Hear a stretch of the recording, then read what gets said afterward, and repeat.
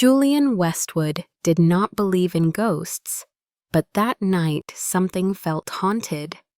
It was nearly 2 in the morning when he got out of bed. The storm outside had passed, but its echo remained in the form of restless wind and shadows dancing against the high windows of his San Diego estate. He moved down the hallway barefoot, half awake, his mind too full of memories and unfinished thoughts. The lights were off. He preferred them that way. He was only heading to the guest bathroom for a towel. Nothing more. The indoor pool downstairs had flooded from the rain, and his house manager had forgotten to stock the linen closet upstairs. It was a routine moment until it wasn't. The door to the bathroom was slightly ajar. Light poured out in a thin line across the polished hardwood. He reached out, pushed it open without a sound, and froze. A woman was dancing, not in a rush or in play, but as if the room itself had disappeared. The mirror fogged behind her the steam from a still warm shower curling around her like smoke. She stood barefoot on the wet tile arms, moving like waves, eyes closed. She wore a thin tank top and cotton sleep shorts soaked in sweat or water or both. Her dark hair clung to the nape of her neck, and her body moved with an aching kind of grace. Julian's first instinct was to leave, turn around, close the door. But he didn't. Instead, he stayed perfectly still, as if moving would break the spell. He had seen dancers before. His mother had loved ballet. His exes had paraded through charity galas. But this was different. This was not performance. This was something private, unrehearsed, raw, and she had no idea she was being seen. The woman spun slowly, her fingers tracing the air like forgotten memories. For a second, Julian thought she might look up, but she didn't. She simply smiled to herself and lifted one arm in a half-turn, the muscles in her back catching the light. Her movements were imperfect, but they were real, and that was more beautiful than anything choreographed. Julian's chest tightened, and he stepped back silently, the door falling shut without a sound. It was not lust that followed him down the hall. It was something older, something nameless, a sense that he had just seen someone as they truly were, without masks, without roles, and somehow that was more intimate than anything else he had known. He did not sleep the rest of the night. He could not stop seeing her, the maid, dancing in his bathroom, like the world belonged to her, and maybe for that moment it did. Julian came downstairs later than usual the next morning, but the scent of coffee was already drifting through the air. The house was quiet, almost too quiet, except for the soft clink of dishes being arranged in the kitchen. When he walked in, she was there, Ariel, standing by the sink, her dark hair braided loosely down her back. Sleeves rolled up, wiping the counter with quiet focus. She didn't look up when he entered, didn't seem startled, didn't appear to know he had seen her last night. In the kind of moment most people never got back. "Good morning," he said, voice low, casual. She turned, slightly nodded with a polite smile. "Morning, sir. Would you like your usual tea?" "Coffee's fine," he replied, watching her move. There was nothing seductive about it, nothing rehearsed. Just a woman working, moving efficiently, silently, almost invisible. Except now she wasn't. Not to him. She brought the coffee a few minutes later, placed it down gently at the end of the marble island. "You take it black, right?" "I do," he said, and she smiled again, just a flicker. Then she was gone, slipping back into the rhythm of the morning. He watched her walk away and realized that this was the first morning in a long time that something had made him pause. Julian didn't work much anymore. The company had been sold 2 years ago, and though he still consulted occasionally, most of his days were free, structured but empty. Until now. That afternoon, he asked his assistant for Ariel's employee file. Not out of suspicion, curiosity, her name was Ariel Cruz. 27. Originally from Riverside, no criminal history, no red flags, college dropout, studied ballet and education. Dropped out 6 years ago after a personal emergency, widowed mother, deceased, no father listed, currently supporting a younger sibling. A simple file, but something in it lingered. Ballet. He hadn't imagined it then. Her movement really had that echo, that training, that elegance. And yet here she was, folding napkins and organizing grocery deliveries. That night when he came down for tea, she was still in the kitchen sweeping. They made eye contact. She didn't speak. He didn't either. But when he poured a second cup, he pushed it gently toward her side of the counter. She hesitated only a second before walking over, wiping her hands on her apron. "Thank you," she said quietly. "You looked tired," he replied, then took a sip. They stood there, cups in hand, the silence growing not heavier, but warmer. She didn't sit. He didn't ask. But something passed between them anyway. Not attraction, not yet, not even friendship, just presence. Shared, acknowledged, unspoken. And when she left the room, Julian realized that this woman, this stranger with eyes like winter sun, had managed to make his kitchen feel less empty without saying more than a handful of words. Over the next few days, Julian found himself drifting toward the places Ariel happened to be. It wasn't intentional, at least not at first, but something about her presence drew him in, like a quiet rhythm he couldn't stop hearing. On Tuesday morning, he stood at the top of the stairs, watching her arrange fresh towels in the hallway linen closet. She didn't see him. She was humming softly, something slow and old. Maybe Spanish, maybe something she made up. Her movements were careful, almost ritualistic, as she smoothed each folded edge and aligned the corners. When she finished, she turned and caught him there, standing in the shadows. She didn't startle, just blinked. "Do you need something, sir?" "No," Julian said, then after a beat, "I didn't mean to interrupt." She gave a small nod and continued down the hall. He stayed in place a moment longer, strangely anchored by the image of her humming. That afternoon he was reading near the fireplace when he heard a small clatter from the kitchen.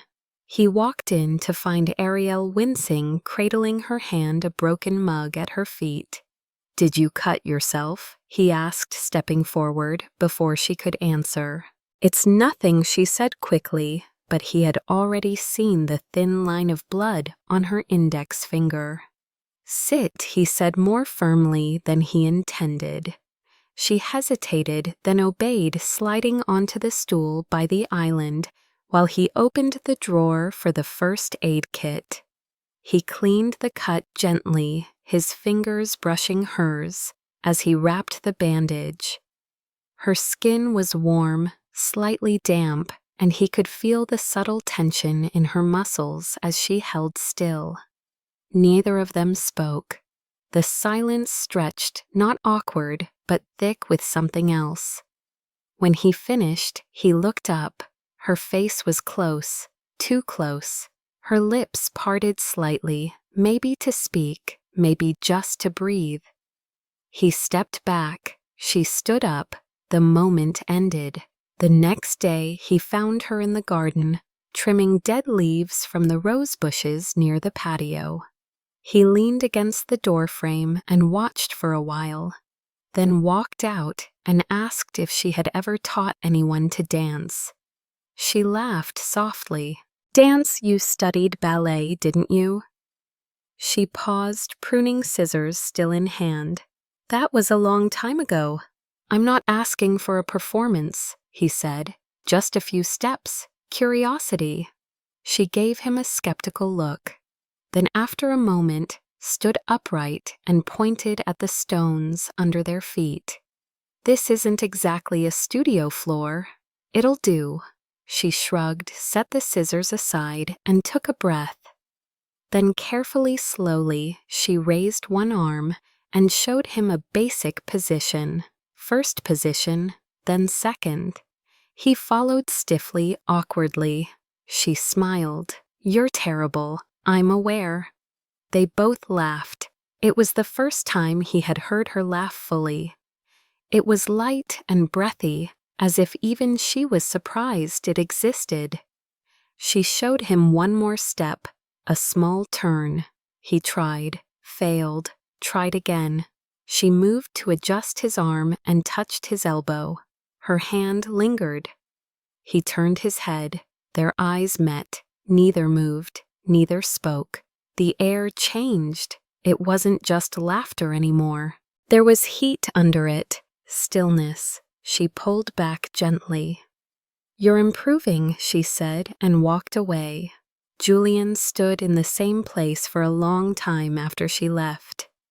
That night he played the same classical piece she had hummed in the hallway, wondering if she would hear it from the guest wing.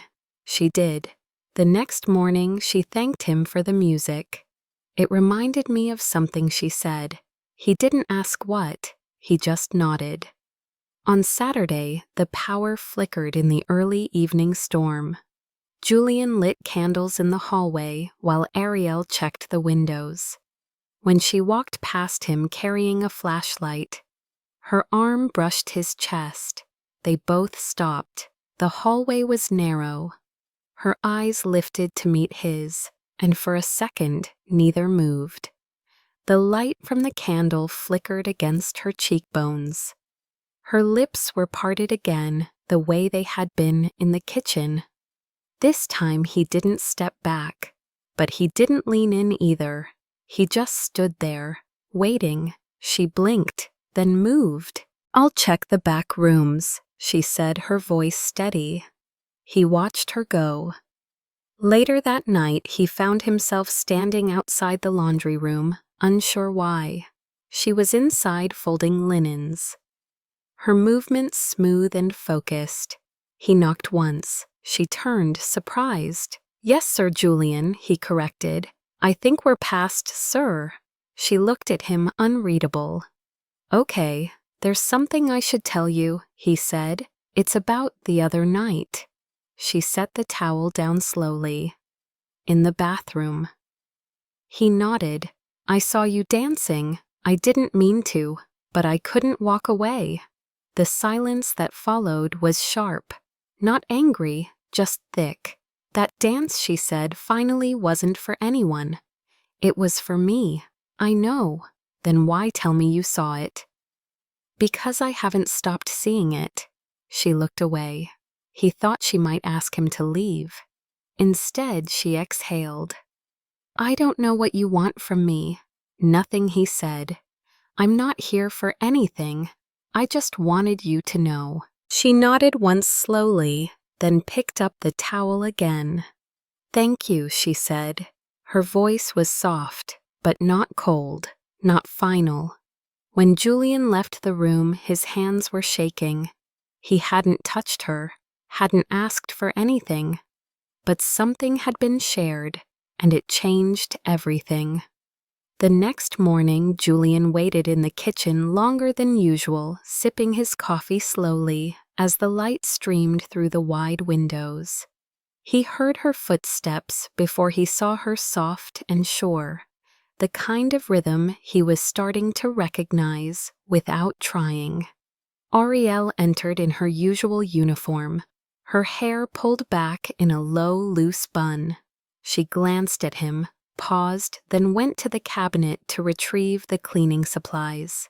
He didn't speak, not right away, just watched her pour solution into a spray bottle with careful precision. "You never answered my question," he said finally. She didn't turn around. "Which one if you've ever taught anyone to dance?" She smiled faintly but kept her eyes on the bottle. "Not really. I taught my little sister some basics when she was in middle school. But nothing serious. Would you teach me?" She turned this time, her brows slightly lifted.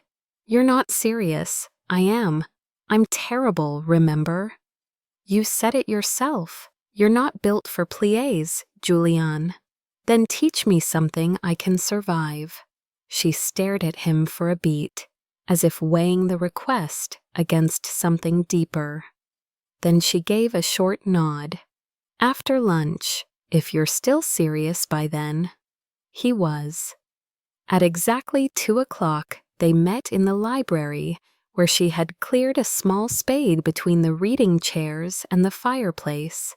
She was barefoot, her uniform replaced with black leggings and a loose t-shirt, and he tried not to notice how effortlessly graceful she looked, even standing still. She handed him a Bluetooth speaker. "Pick something slow, nothing dramatic." He scrolled through the options and settled on a piano instrumental, something soft and steady. She nodded approval, then moved to the center of the space. "We're going to try something basic, just mirroring. I move, you follow." "No thinking, just feel." "I don't have a feel setting," he muttered. "Turn it on," she said. She raised her right arm slowly. Fingers curved and he followed. Then her left, a slow step forward. He matched it. They circled, eyes locked. His movements were stiffer, but she didn't correct him. Just kept guiding steady and quiet. After a few minutes, she added a turn. He hesitated, then followed. He was close now, closer than he'd been to anyone in months. Her scent was subtle, clean and warm, and her eyes were focused, unflinching. They moved again. Her hand brushed his shoulder, then his forearm, then rested gently at his waist. He stopped breathing for a moment. She noticed. "Relax," she said, her voice lower now. "You're doing fine." "You're lying," he replied, but he smiled, a little. The music swelled. She stepped closer. He mirrored. Their fingers touched briefly, and her eyes flickered down to his mouth. Just for a second. He saw it. She looked away, quickly stepped back. "That's enough for today," she said. "Why? Because if we keep going, you'll forget how bad you are." She turned off the speaker and left the room without waiting for a response. Julian stood in the silence, heart still pounding, wondering whether he'd just imagined it. Later that night, he left something on the kitchen counter. A small box. Inside a pair of ballet slippers. Not new. Restored, polished, clearly used. Ariel found them in the morning, her name written on the note beside them in his handwriting. "Thought you might miss these." She didn't say anything, but the next time she walked past him, she nodded slightly, and her eyes held something new. Not affection, not gratitude, permission. A few nights later, the storm returned. Rain lashed against the windows, and the wind howled like it wanted to rip the house apart. Julian came downstairs when the power flickered, lighting candles, just like before. When he entered the hallway, he saw her standing by the window, arms folded, watching the trees sway. She turned slowly when she heard him. "Feels like the world's going to break," she said. "Not yet," he replied. but it might bend. She walked toward him, stopped just a foot away. "You don't treat me like I'm invisible," she said softly. "I've never seen you that way," he said. "I know," she replied. "That's what makes this dangerous." He didn't answer, couldn't, because he knew she was right. He had started something, not by intention, just by witnessing her, seeing her not as a maid, but as a woman. And now they stood in the center of something fragile, quiet. Trembling between roles and reality. "You deserve more than this job," he said finally. "I know that too," she replied. "But I'm not asking for anything. Neither am I." She looked at him, then really looked, and in her eyes was the echo of the girl he had seen dancing in the bathroom. Wild, free, unapologetically alive. "I can't be something for you," she whispered. "I'm still learning how to be something for myself." "Then let me be quiet," he said. "Let me be near while you figure it out." Her breath caught. She closed her eyes just for a second, then nodded. "All right." And with that one word, something between them settled. Not resolved, not claimed, just settled. A stillness, an agreement.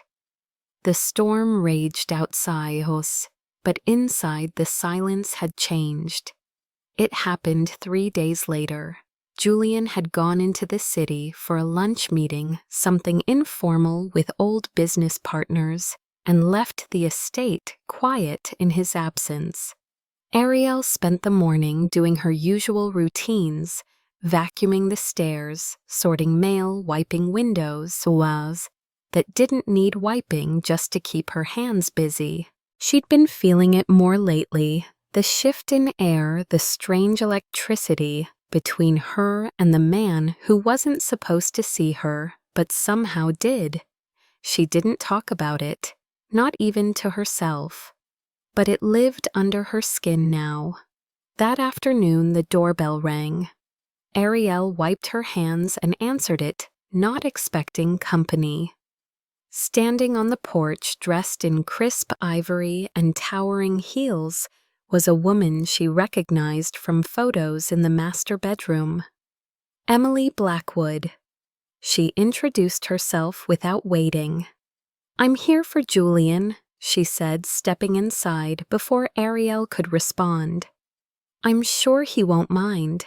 Ariel followed slowly. "He's out for the day."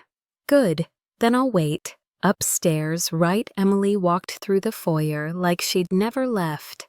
She looked around with narrowed eyes like the house was something she used to own and now barely recognized.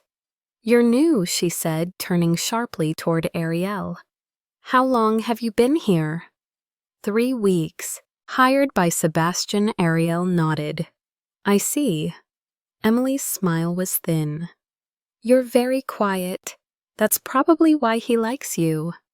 Ariel didn't answer. "And also why you don't understand boundaries." Emily continued walking into the kitchen, now trailing her fingers along the marble counter. "Tell me, do you often dance through the house when no one's watching?" Ariel stiffened. The question landed like a slap. "Excuse me?" "Oh, don't play shy," Emily said, turning to face her. "This place has cameras. Did you really think no one would notice the help performing in the bathroom, like it's a stage?" Ariel's throat tightened. "I wasn't performing." "No," Emily said coldly. "You were auditioning." The words hit hard, but Ariel stayed still. "I think you should wait in the living room. And I think you should remember where the servants' entrance is." Emily snapped.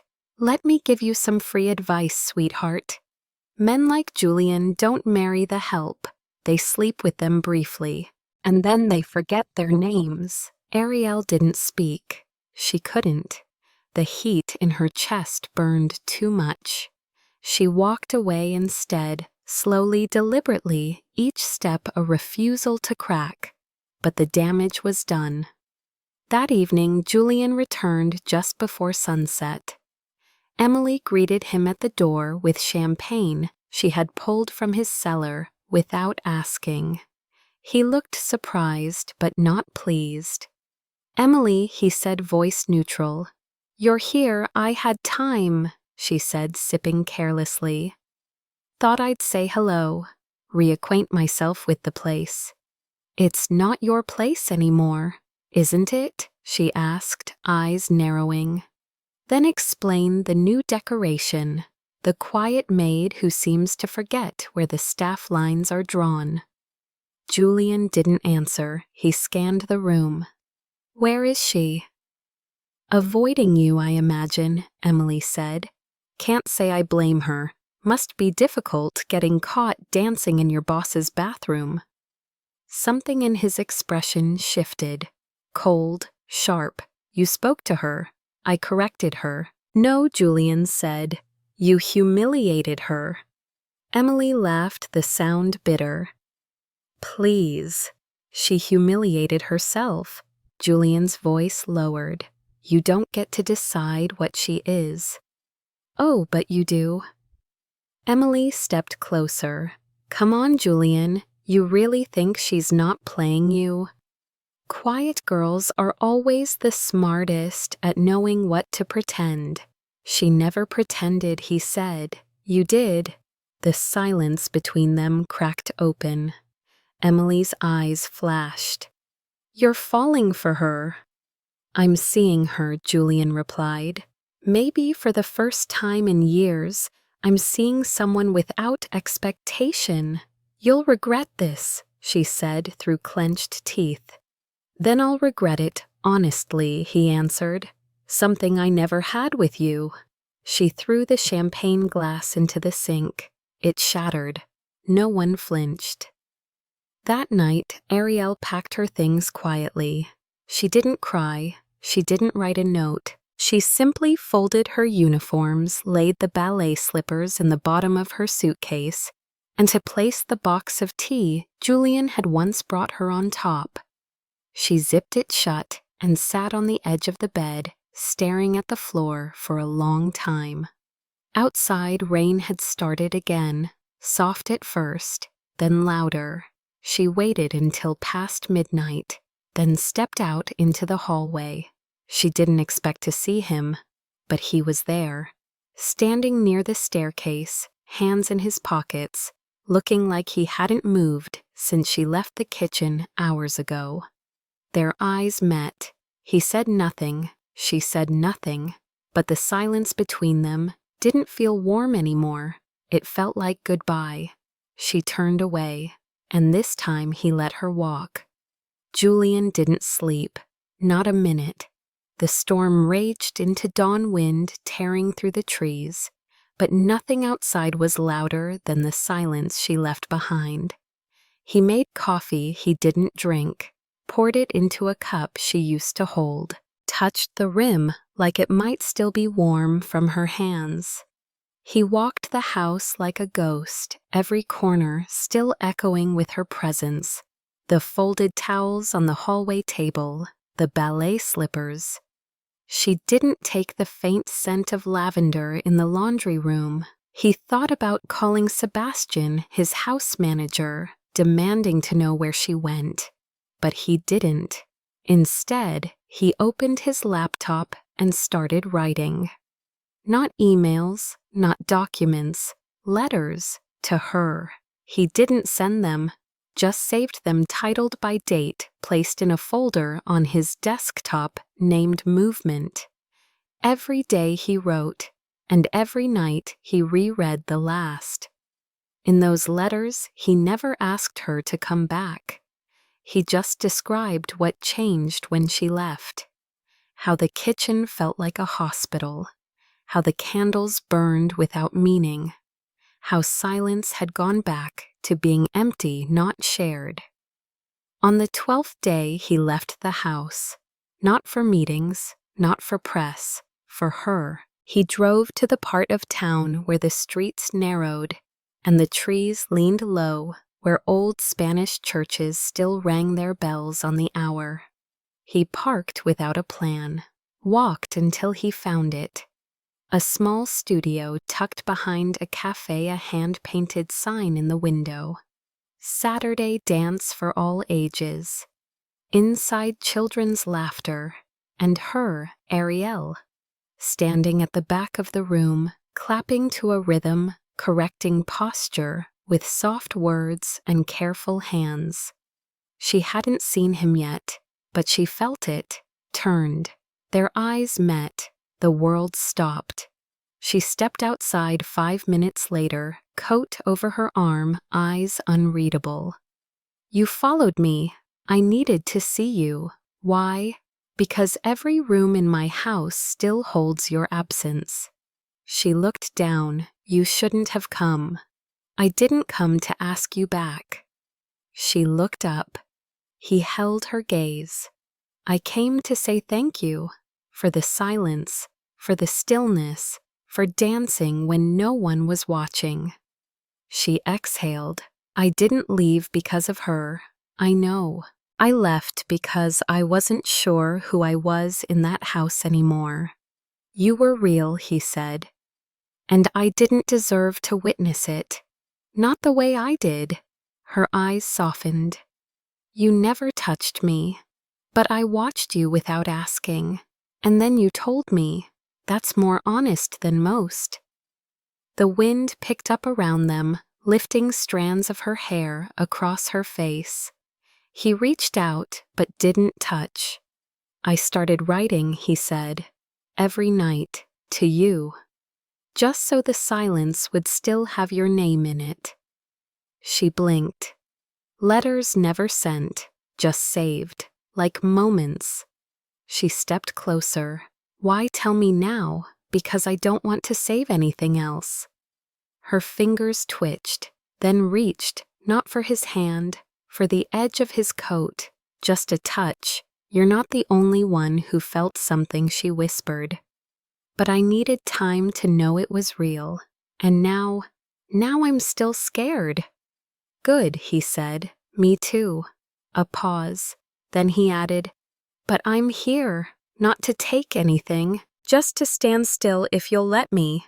She nodded, slowly. "Come back in a week," she said. "We'll talk then." He wanted to say more, but didn't. Instead, he left, smiling, because sometimes not leaving with her was the first step to earning the right to return. 7 days later, she came back, just after dusk.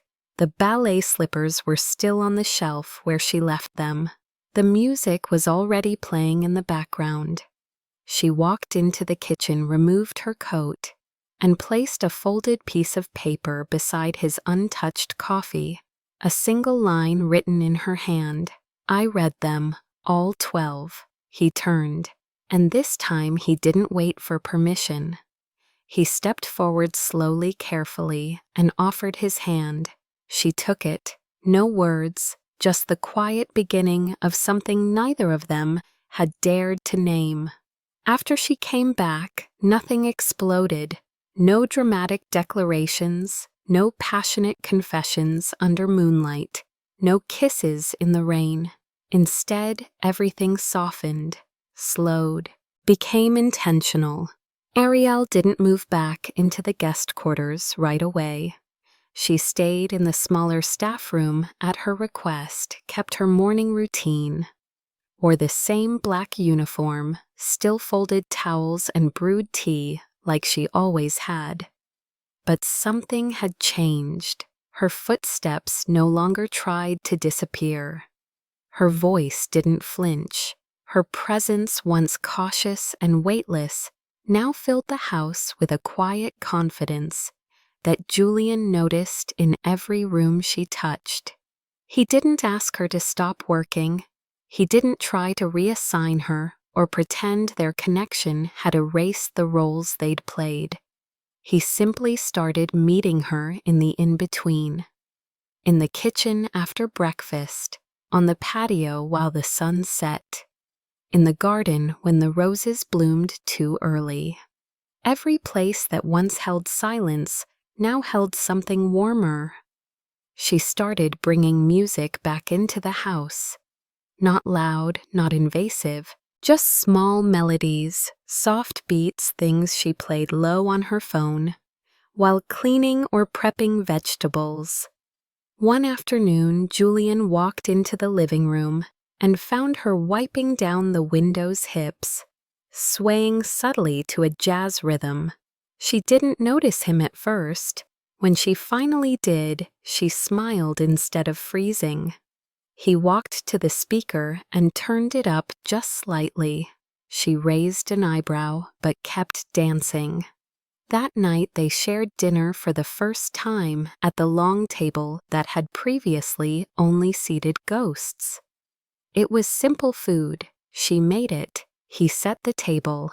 They ate without rush, talked about strange things, how she hated cucumbers, how he once lost $1 million trying to invest in AI-generated poetry, how they both hated elevators, but for entirely different reasons. When she laughed, he stared. She caught him, blushed slightly, but didn't look away. The next night it rained, not hard, just steady. She stood on the back porch barefoot, letting the mist kiss her face. He joined her, a wool blanket around his shoulders. "You're going to catch a cold," he said. "Not if I keep moving."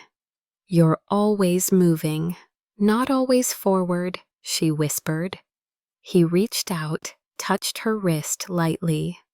"You don't have to rush anywhere anymore." She nodded, eyes searching his. "Then neither do you." They stood there, hands brushing rain, falling, hearts quiet. Not touching fully, but near enough. Some nights she danced, not for him, but he watched, from the doorway, from the stairs. Sometimes he joined, awkwardly, happily. Their connection deepened not through speed, but through rhythm. A rhythm that never demanded, only invited. She began keeping a notebook on the kitchen counter. A single page torn out each day. Sometimes a quote, sometimes a drawing, sometimes one-word balance. Echo, stillness. He added notes beside hers, small replies. This became their language.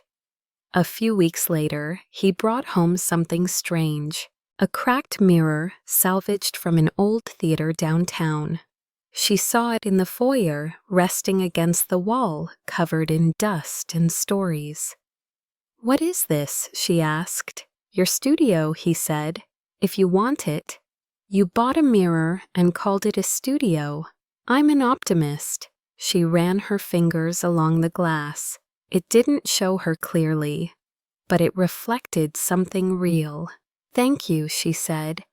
"It's not a gift," he replied. "It's a recognition."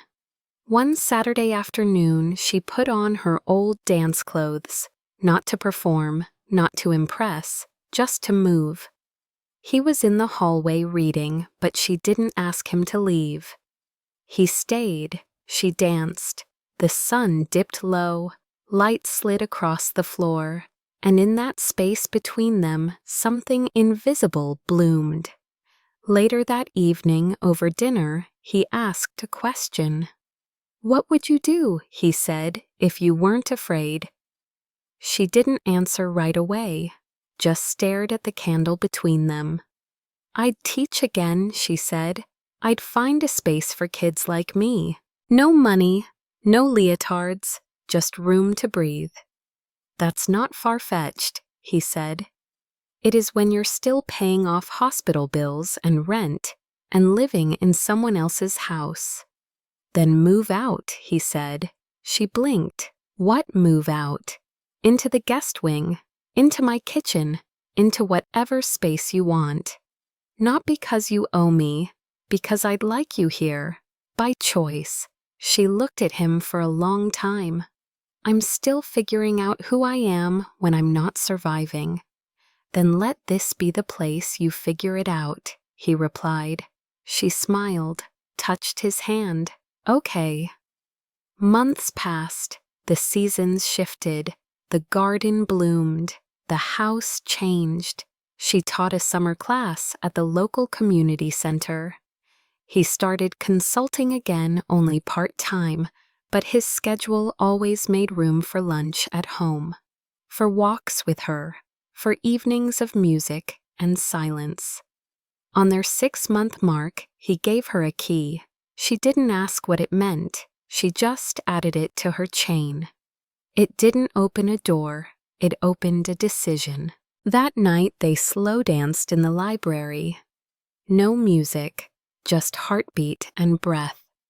Her head on his shoulder, his hand at her waist, bare feet on hardwood. No promises, just presence, just choice. And that somehow was more sacred than vows. The next morning the house smelled like fresh bread and bergamot tea. Sunlight spilled across the tiled kitchen floor, where Ariel stood barefoot. Hair loose, wearing a soft linen shirt that once belonged to Julian, but now fit her in a way he swore was deliberate. He walked in silently, carrying 2 mugs, and a look on his face she recognized by now, the kind that said he still couldn't believe she was real. And here and his, in whatever quiet way she allowed herself to be. She took one of the mugs, let their fingers touch, just long enough, and leaned back against the counter. Neither of them spoke for a moment. They didn't have to. The studio downtown called again, she said finally. They want me to lead a Saturday class. Are you going to take it? He asked. She nodded. I think I am. Good. He smiled, sipped his tea. They'd be lucky to have you. She smiled too, not big, but enough to fill the room. Later that day, they went into town to look at a small building near the corner bookstore. It had high ceilings, cracked wooden floors, and a skylight that poured light like a waterfall. She walked through it slowly, touching the walls like they were breathing. Could you see it? He asked. A place for movement, for kids, for old stories. She turned toward him, for starting over. Exactly that, he said. Her eyes softened. Then yes, I can see it. He didn't offer to buy it. He didn't need to. She knew. That night, as the city fell into quiet, Julian found her in the back room folding towels like she used to. Even though someone else now did that, he leaned against the doorframe, arms crossed. Still pretending you don't live here, he asked. No, she said, not looking up. Just remembering who I was when I didn't. He nodded, walked in, helped her fold the last one.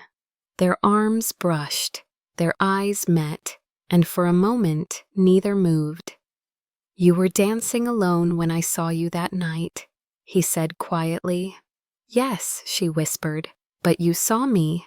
I did. He paused, and I haven't stopped. She reached for his hand, not with desperation, but with trust, with choice. Then keep watching, she said. Just don't expect a perfect performance.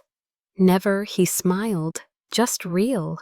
The candle flickered beside them, no music played, but they danced anyway, steps unmeasured, breath, aligned not because anyone was watching, but because being seen, truly seen, was no longer something to fear.